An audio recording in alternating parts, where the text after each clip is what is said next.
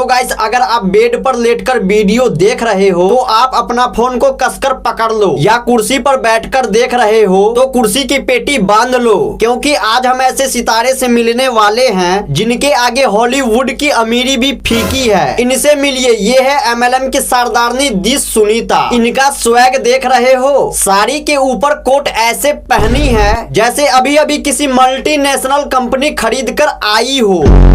इनके किस्से तो इतने खतरनाक है कि न्यूटन सुन के अपनी कब्र में बैठ के फिजिक्स के पीछे रो रहा है।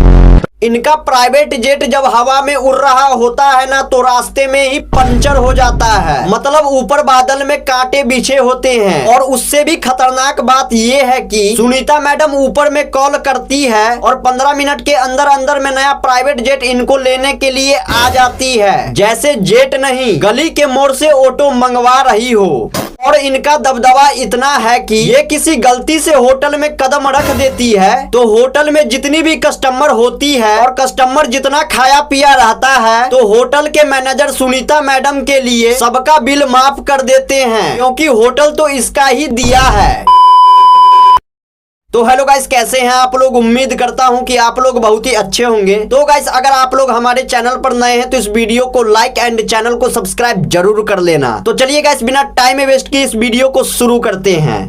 कि आज मेरे लिए कॉफी चाइना से आती है, लंच ब्रिटेन से आता है, ब्रेकफास्ट अमेरिका से आता है और थाईलैंड से डिनर आता है।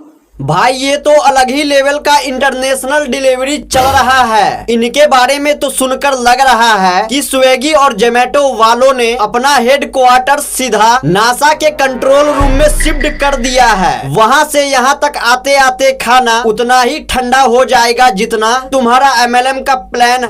और मैडम चाइना का माल तो ऐसा ही होता है, चले तो शाम तक नहीं तो चांद तक। कॉफी पीने के बाद कहीं तुम भी झिंग झोंग करके रिबूट ना हो जाओ। इतनी दूर से कॉफी मंगवाने से अच्छा है कि बगल वाले के छोटी मोटी दुकान से एक कटिंग चाय मंगवा लो और पी लो, शायद दिमाग की दही जमना बंद हो जाए। इनका एमएलएम का प्लान इतना खतरनाक है कि खाना विदेश से आता है पर दिमाग लोकल कबाड़ी वाला भी लेने से मना कर देता है।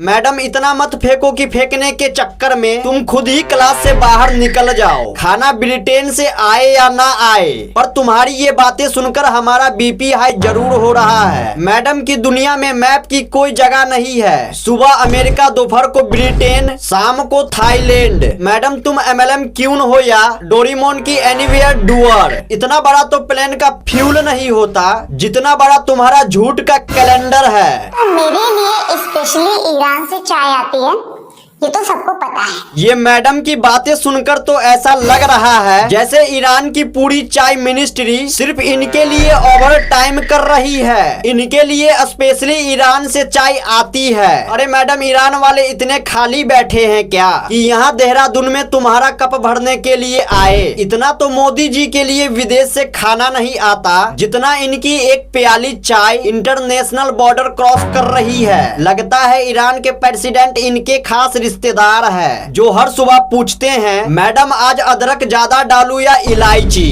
मैं नहीं बताऊंगी, मेरे पड़ोसी बता देंगे। सही बात है मैडम, पड़ोसी तो रोज सुबह बालकोनी में बैठ के यही काउंटडाउन करते होंगे कि लो अभी मैडम की ईरान वाली चाय उतरने वाली होगी। और पड़ोसियों बेचारों ने तो अपना टीवी कब का बंद कर दिए हैं, क्योंकि उनके लिए तो ये मैडम का ये ईरान वाला ड्रामा ही रोज का इंटरटेनमेंट है। मैं खुद ही सबको बता बता के थक गई। अरे मैडम बताने से नहीं, इतनी लंबी लंबी फेंकने में जो सांस फूलती है ना, थकान आपको उससे हो रही है। इतना तो एरोप्लेन नहीं थकता ईरान से इंडिया आने में जितना तुम ये कहानी सुनाने में थक गई हो। अगली बार बोलेगी मैं नाश्ता करने इटली जाती हूँ, मेरे पड़ोसी गवाह है।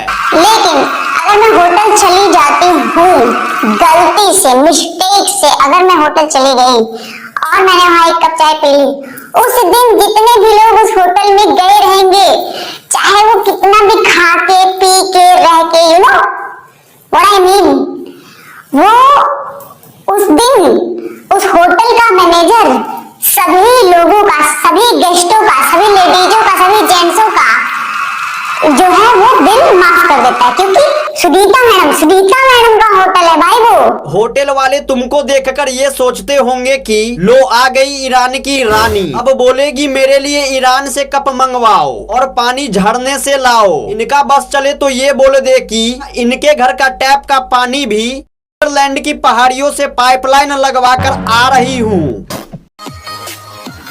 माय डियर फ्रेंड, मैं आपको ये भी बता देना चाहती हूँ कि अभी सुबह मैं रशिया से यहाँ सेमिनार के लिए निकली हुई थी कि आधे रास्ते में मेरे प्राइवेट जेट का पहिया पंक्चर हो गया।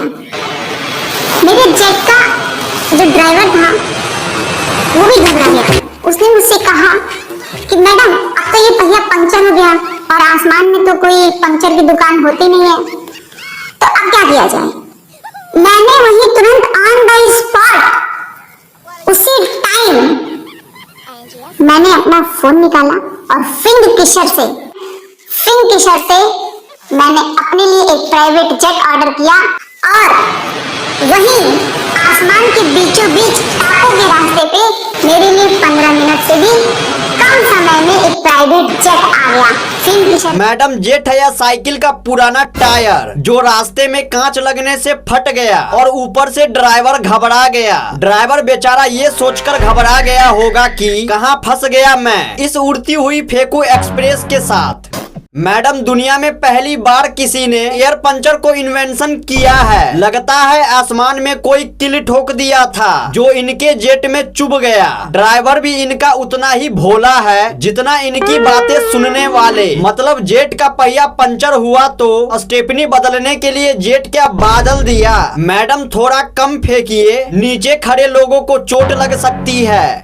मेरे प्राइवेट जेट का पहिया पंक्चर हो गया। जेट का पहिया पंचर? लगता है जेट में तुमने ट्यूबलेस टायर नहीं लगवाया था या फिर ऊपर बादलों में कांच के टुकड़े बिखरे पड़े थे। तुम्हारा इस सेमिनार हॉल में लोगों को बिजनेस सिखाया जा रहा है या फेकू लॉजी? इतना बड़ा झूठ तो वो बच्चे भी नहीं बोलते जो स्कूल न जाने के लिए पेट दर्द का बहाना बनाते हैं। इन जैसे लोगों से बच के रहना चाहिए। ये लोग सपनों का सौदागर बनकर आते हैं और असलियत में सिर्फ बातों को पकौड़े तलते हैं। इनका जेट सिर्फ इनकी स्क्रिप्ट में उड़ती है, असलियत में ये वही 200 वाला सूट पहन के सेमिनार कर रही है।